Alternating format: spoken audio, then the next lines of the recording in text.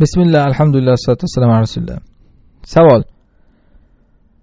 Orqa avratdan atrofidan chiqadigan tuklarni olishlik bu sunnatdanmi debdilar. Yana qo'shimcha savol, qo'ltiq osti tuklarini yulishchi yulinadimi, nima qilinadi? Yana savol, mo'ylabni qiriladimi yoki qisqartiriladimi? Demak, 3 masala. Ammo birinchi masala orqa avrat atrofidagi tuklarni olish. Bu masala kindik osti tuklarini olishlikka hukmiga kiradi. Rasululloh sollallohu alayhi vasallam hadisda aytganlaridek, ashrum minal fitra. Va zakara minha halqul ana. Rasululloh sollallohu alayhi vasallam 10 ta ish fitrat sunnatdandir dedilarda, shulardan kindik osti tuklarini olish dedilar. Qirish dedilar, ya'ni. Halq degani arab tilida qirish degani. Ana shu kindik ostining tuklariga, kindik ostidan avratgacha bo'lgan tuklar va avratning tagida bo'lgan tuklar toki orqa avratgacha bo'lgan tuklar hammasi kindik osti tuklari deyiladi. Mana bular hammasi qiriladi. Hammasi qiriladi. Albatta bo'lsa qiriladi-da. Endi agar shunaqa joylarda tuk bo'lmasa, uni qirib yo'q narsani paydo qilinmaydi, qalinlashtirib. Shu bo'lsa qiriladi. Endi mana bu yulinmaydi albatta. Shuning uchun ham hozirgi zamonaviy tuklarda oladigan apparatlardan ba'zi apparatlar ko'pchilik ishlatib yotadi. Haligi xuddiki bug'doyda o'rgandek qilib yulib o'raydigan apparatlar. Mana shunaqangi apparatlarda kindik osti avratga ishlatilmaydi bu narsa. Chunki bu yulib oladi. Bu sunnat qirib olishlik. Yulib olishlik bu insonni aslida o'ziga zarar ham.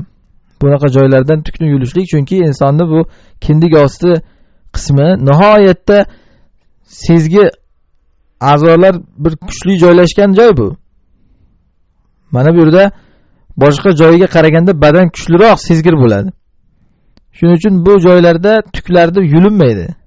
Uni qiriladi. Mana shuning uchun bu sunnat nima? Hadisda fitratdan deyilganda halqul ana deb keldi. Bu tuklarni nima qilishlik? Qirishlik deb keldi. Hammasi bular qiriladi. Ikkinchi masala, qo'ltiq osti tuklarini yulinadimi yoki qiriladimi debdilar. Mana bu hadisda kelgan, bu ham yuqorida aytgan 10 ta narsa fitratdan deyilgan hadisda natful ibit deb kelgan, shu 10 tadan biri yana. Natful ibit degani qo'ltiq osti tuklarini yulish degani. Qo'ltiq osti tuklarini yulinadi. Savol, nega endi qo'ltiq ostinikini yulishlik sunnat deyapti-da, avratnikini esa qirishlik sunnat deyapti? Mana shundan bilasizki, bu tasodifiy emas bu. Hammasini xohlagandek qilaveradi degan emas. Tasodifiy emas. Shuning uchun ham ajratib aytayapti. Qo'ltiq ostiga kelganda yulish deyapti, kindik ostiga kelganda qirish deyapti. Chunki qo'ltiq ostiga chiqqan tuklar aslida balog'atga yetganda, chiqa boshlaganda nozik, yumshoq tuklar bo'ladi. Va qo'ltiq ostining terisi ham mayin teri bo'ladi. Buni yulishlik qulay bo'ladi boshida. Va buni yulishlikda yana foydasi shuki, bu yulganda qalinlashib ketmaydi. Qirganda qalinlashib ketadi. Agar qo'ltiq ostining tuklari qalinlashib ketsa, ma'lumki insonni tez bu hidlanadigan bo'lib ketadi. Chunki qo'ltiq osti yopilib yuradigan joy. Ana shu uchun hadisda yulishga ishora qilingan. Lekin endi bir inson agar umri mobaynida qirib bu tuklarni qalinlashtirib qo'ygan bo'lsa, endi bu yulishlik unga ozor. La darara va la dirar. Inson o'ziga zarar berishi mumkin emas. Bu tuklarni endi yulaman demaydi. Modamiki endi bu boshidan yulib kelmaganmi, qalinlashtirib qo'yganmi, bu qo'ltiq ostini ham qiraveradi. Demak, bu masala ham mana aniq bo'ldi. Uchinchi masala, mo'ylabni qiriladimi yoki qisqartiriladimi? Bunga javob ham o'sha hadisdan chiqadi. Demak, hozir bu 3 masalaga javob o'sha hadisdan chiqadi. 10 ta ish fitratdan degan hadisdan chiqyapti. Mo'ylabni qirilmaydi, shuni tushunib olaylik. Mo'ylab qisqartiriladi. Rasululloh sollallohu alayhi vasallam hadisda aytganlaridek, o'sha hadisda kelgan qassu sharib deganlar. Mo'ylabni qisqartirish deyilgan.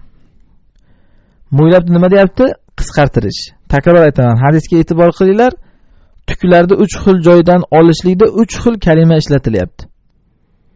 Mo'ylabga qisqartirish, qo'ltiq ostiga yulish, kindik ostiga esa qirish. Bu tabiiyki tasodif emas degani. Bu gaplar tasodifiy kelmayapti. Hammasini o'zining hukmini bayon qilish uchun kelyapti. Shuning uchun mo'ylabni qirilmaydi, mo'ylabni qisqartiriladi. Masalan, qaychilanadi. Masalan, mana bu zamonaviy mashinkalarda olinadi. Bu qirishga kirmaydi, mashinkada olish, qisqartirishga kiradi. Qaychilash hukmida bu. Qirish deganda aynan mana ustara bilan yoki lezba bilan qirishlik, ana shu qirish deyiladi. Mo'ylab qirilmaydi. Soqol batariqa a'lo. Chunki hozirgi o'sha hadisda shu sunnatdan, fitratdan bo'lgan ishlardan biri deb i'fa'ul lihya deb kelgan. Soqolni o'stirishlik deb kelgan. Mo'ylab ham shuning uchun nima qirilmaydi. Mo'ylabni qirganga hattoki ta'zir beriladi deyilgan, savalanadi. Soqolni qo'yaverasiz. Mo'ylabni qirganga savalanadi degan, jazolanadi. Uni kaltaklanadi. Shuning uchun Umar radhiyallohu anhu dan u kishining siyratida rivoyat qilinadi. Umar radhiyallohu anhu agar bir ishni fikr qilib, o'ylab tursalar, mo'ylablarini burab turar ekanlar. Endi bu daroyat qiladiki, bu mo'ylab buralaydigan mo'ylab bo'lgan degani nimasi? Nimani buraydi? Bu qo'lga ilinadigan mo'ylab bo'lgan degani. Mana bu daroyat qiladiki, bu qirib tashlab yurmagan mo'ylabni. Balki qo'lga ilinadigan bir mo'ylabi bo'lgan, shuni o'ynab o'tiradi deyapti. Bir narsani fikr qilsa. Masalan, gohida inson soqolini o'ynab o'tiradi, gohida kimdir shu mo'ylabini o'ynab o'tiradi. Ana shuning uchun bu sunnatdan mo'ylabni qirilmaydi, balki qisqartiriladi. Vallohu a'lam.